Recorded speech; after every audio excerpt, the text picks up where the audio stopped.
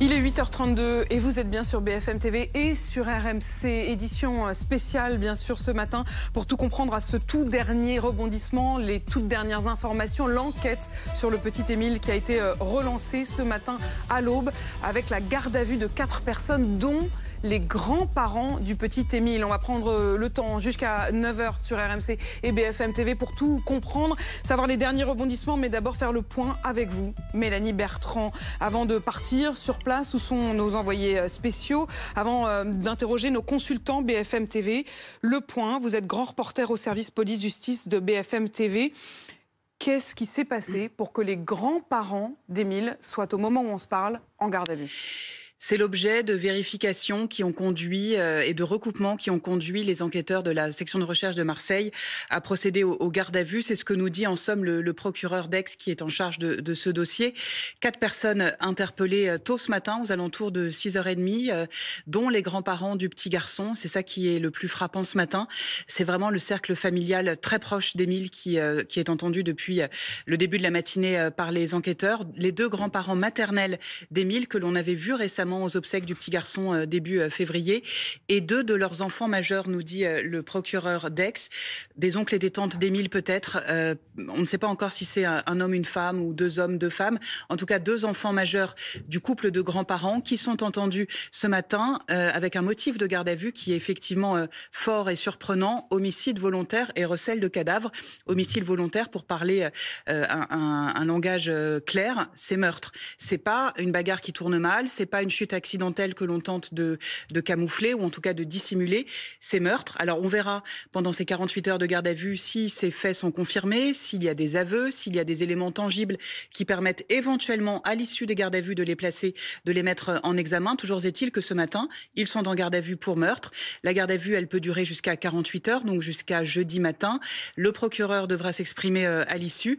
Ce que l'on sait aussi, c'est que l'enquête, elle s'était accélérée ces 15 derniers jours parce que depuis la découverte, en fait, cette enquête, elle ne s'est jamais arrêtée. C'est ça qu'il faut notifier. Ça, c'est très important voilà, de il y a le une cellule dire. d'enquête Il y a une créée. cellule qui travaille sans relâche depuis la disparition du petit Émile. On va revenir évidemment sur cette chronologie dans un instant. Depuis juillet 2023 et la disparition d'Émile et plus aucune trace de lui jusqu'à la découverte de ses ossements.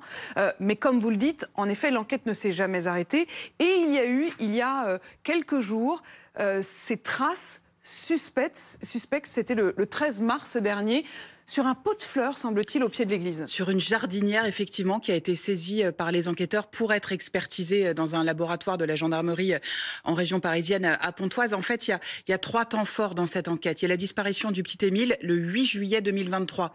Ce jour-là, ce petit garçon de 2 ans, il passe ses vacances d'été, ses débuts de vacances chez ses grands-parents maternels dans cette maison du Haut-Vernay, une grande maison familiale où il y a du monde à ce moment-là. Il échappe à la vigilance de ses grands-parents. 2 témoins le voient en train de descendre d'une rue et puis plus rien, il se volatilise. Le 30 mars 2024, donc il y a presque un an jour pour jour, une femme des environs, une randonneuse, retrouve le crâne d'Émile. Elle va tout de suite alerter les gendarmes.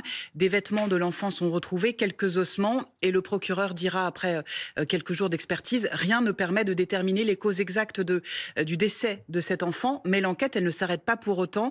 Il y a des investigations en coulisses qui sont menées, dont on n'a pas forcément connaissance, mais l'enquête, elle ne s'est jamais arrêtée. Il y avait une cellule d'enquête qui avait été créée, et il y a 15 jours, c'est vrai, ces enquêteurs sont retournés au Vernay, ont saisi cette jardinière sans que l'on sache à ce stade s'il y a un lien, a priori non, avec le placement en garde à vue de ces 4 personnes, mais toujours est-il que l'enquête s'est accélérée, elle ne s'est jamais vraiment arrêtée. Et Pauline Revenat, dans un instant, vous allez nous parler aussi du profil de ces grands-parents, de la manière dont ils avaient activement participé aux recherches, dont ils avaient dit, bien sûr, publiquement aussi leur détresse absolue, mais je voudrais d'abord que l'on écoute Valentin Doyen sur BFM TV et RMC. Valentin Doyen, vous êtes ancien journaliste à BFM d'ici, et c'est vous, Valentin, qui aviez à l'époque révélé cette affaire et suivi cette affaire de la disparition du petit Émile.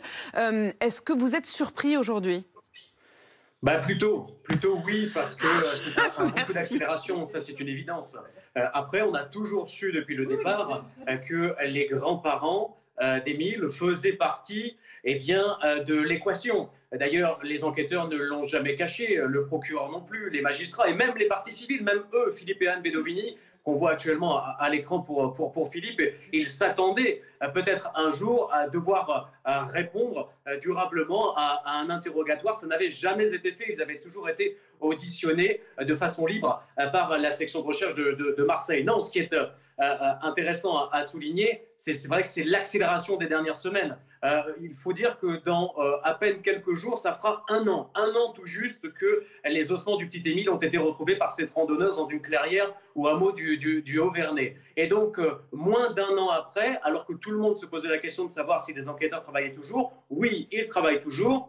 Et au début du mois de mars, ils sont allés faire des vérifications en France, dans la région de Tours, en région parisienne également. Des proches des grands-parents ont été entendus à ce moment-là. Puis il y a eu l'opération, il y a une quinzaine de jours maintenant, au Haut-Vernay, avec la saisie de cette jardinière et l'inspection également de l'église Saint-Martin, qui est un lieu fréquenté par les habitants et aussi bien sûr par les proches d'Émile l'été lorsqu'ils sont en villégiature sur place. Et là maintenant, les gardes à vue. Donc, surpris, non, parce qu'il fallait bien un jour que ça arrive, qu'il y ait des gardes à vue dans ce dossier. Ce qui peut surprendre, c'est l'accélération. Tout d'un coup, on a été des mois sans avoir de nouvelles des enquêteurs, sans savoir si oui ou non ils avaient des avancées. Il semble quand même qu'ils ont des avancées, puisque pour déclencher 4 gardes à vue ce mardi, c'est qu'il y a quand même des choses dans le dossier. Et maintenant, il va falloir attendre plusieurs heures, 48 heures au minimum, pour savoir ce qui est réellement reproché et les éléments dont disposent ces enquêteurs. Merci Valentin, vous restez évidemment avec nous parce que dans un instant, j'aimerais aussi que vous nous racontiez, vous aviez rencontré les grands-parents du petit Émile, qui s'étaient confiés à vous à l'époque, mais vous le disiez à l'instant, évidemment, non seulement les 4 gardes à vue, ça surprend, mais aussi le chef d'inculpation. Hein. Je rappelle, pour ceux qui nous écoutent sur RMC ou qui nous regardent sur BFM TV, qu'il s'agit d'interpellation pour homicide volontaire et recel de cadavres. Et ce que vous nous disiez, Mélanie, à l'instant, c'est que homicide volontaire,